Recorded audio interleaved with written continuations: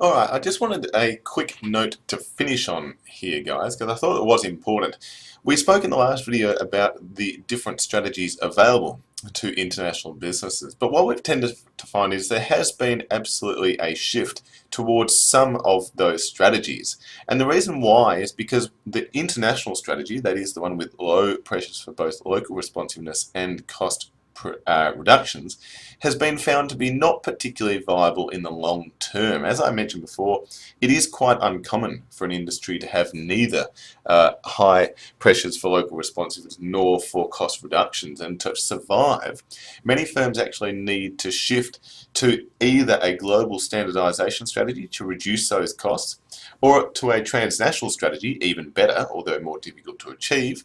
in advance of its competitors, so that it's able to maintain that low cost, given the emphasis we've spoken about previously on things like economies of scale in international business.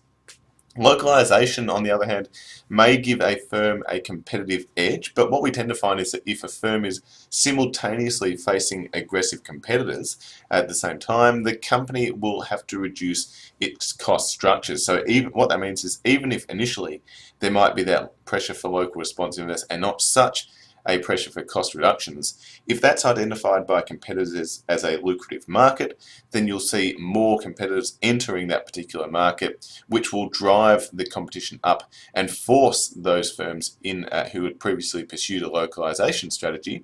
to reduce their costs at the same time. And of course, this means that they will go from having that localization focus here to a transnational strategy as their cost reduction pressure increases as well. So certainly these top two here in the contemporary